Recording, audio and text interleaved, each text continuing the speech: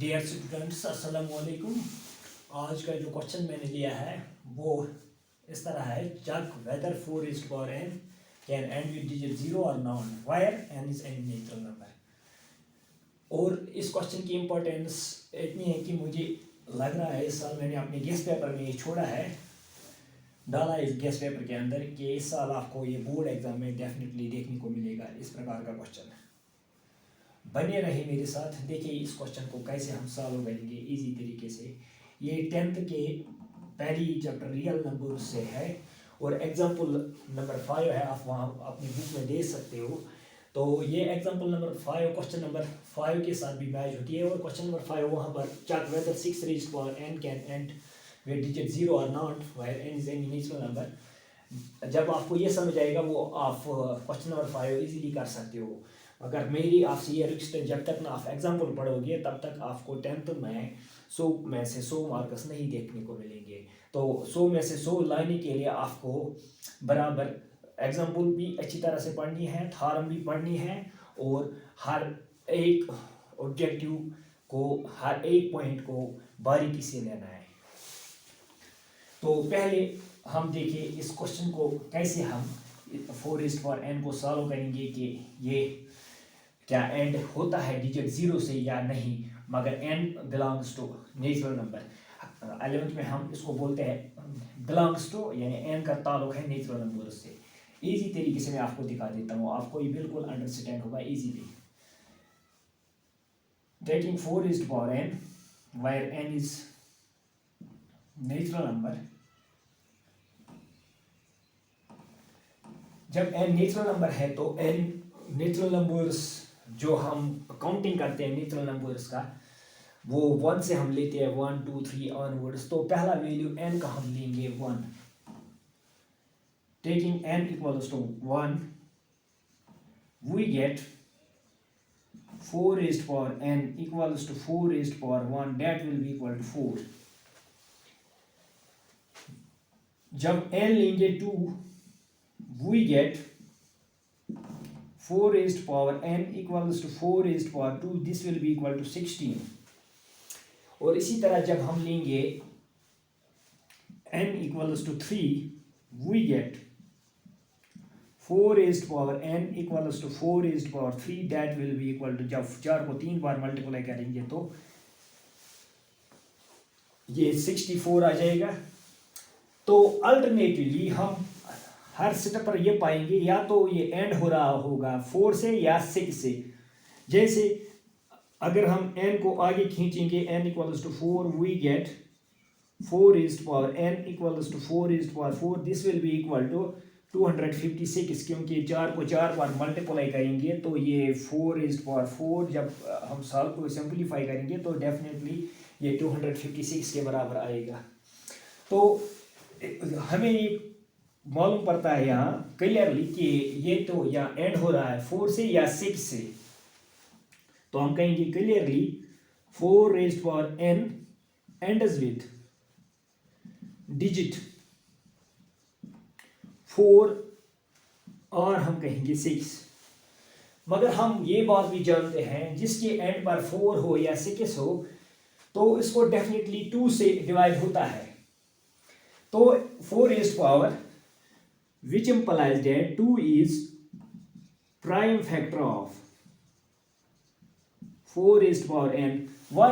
Because we are knowing that when a number ends with digit even number, even digit से जब end होता है इनका 4 raised power n की बात हम यहाँ कर रहे हैं, जब भी कोई नंबर even digit से end होता है तो इसको डेफिनेटली 2 से डिवाइड होता है।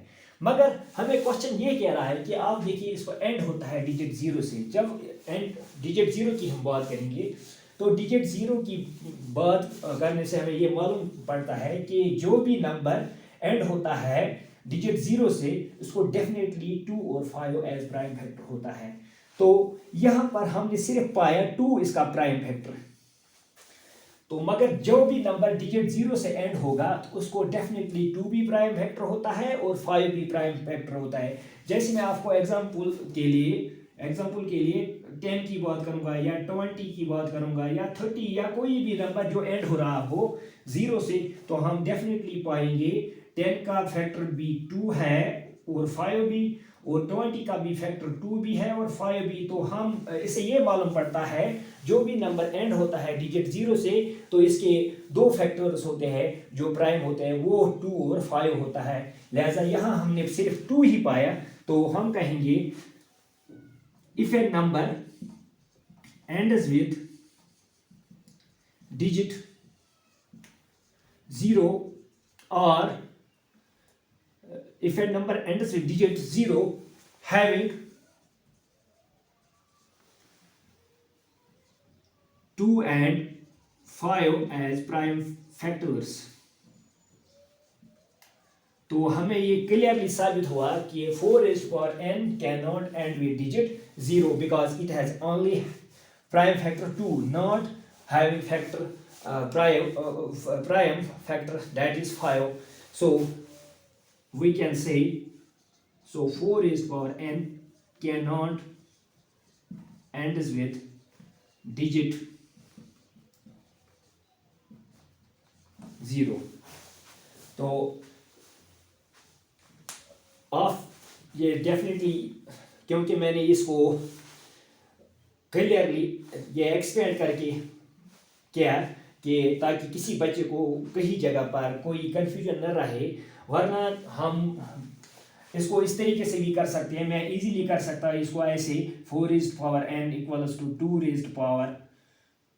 2n, इसको मैं ऐसे भी ब्रेक कर सकता था, तो वहाँ आपको डायरेक्टली मालूम पड़ता कि 2 इसका प्राइम फैक्टर है। मगर मैंने थोड़ा एक्सपेंड इसलिए किया ताकि हर एक बच्चे की लेवल को नज़र रखते हुए कि हर एक बच्चे को ये अच्छी तरह समझ आ जाए। आपने ये मैं ये होप कर रहा हूँ कि आपने ये इजीली अच्छी तरह से अंडरस्टैंड किया होगा, और ये क्वेश्चन मेरे लिहाज से, जो मेरी थिंकिंग के मुताबिक, ये 3 मार्क्स का जब एग्ज़ाम ना डालेगा तो 3 मार्क्स का डेफिनेटली डालेगा इस साल, क्योंकि एग्ज़ाम पैटर्न में पहले ही बता चुका हूँ कि एग्ज़ाम पैटर्न इस साल किस तरह रहेगा, किस तरह इस साल जीके बोस पेपर रहेगा, किस चैप्टर को कितने मार्क्स वेटेज दिए गए हैं। इसके मुताबिक मैंने अपनी कुछ क्वेश्चन छोड़े अपने गेस्ट पेपर के अंदर, तो वो बच्चों से मैं डिस्कस करूंगा आने वाले लेक्चर्स में भी। वन ऑफ द क्वेश्चन जो I put in my guest paper, that is this question जो मैंने आपके साथ शेयर किया। तो आप से विनती है मेरी कि आप इस वीडियो लेक्चर को बाकी स्टूडेंट्स तक, बाकी व्यूअर्स तक पहुंचाए, ताकि ये लोग भी जो भी इसको देखेगा उनको ये मैथ का जो फोबिया है, जो मैथ का डर रहता है इनके अंदर, वो दूर हो जाए और इनको ये क्वेश्चन से फ़वाइद हासिल हो जाए। तो आज के लिए मेरे हिसाब से काफ़ी है। तो नेक्स्ट लेक्चर में मैं आऊँगा और कुछ मल्टीपल चॉइस क्वेश्चंस लेके जो रियल नंबर से होंगे, और आपको डेफिनेटली उस प्रकार के क्वेश्चंस आपको वहाँ पर जेके बोस पेपर में इस साल 2023 सेशन 2024 सेशन में मिलेंगे, जो आपको मार्च में एग्ज़ाम देने हैं। तो उसमें आपको डेफिनेटली वो क्वेश्चंस देखने को मिलेंगे। Hope you will understand this. Thanks, have a nice day.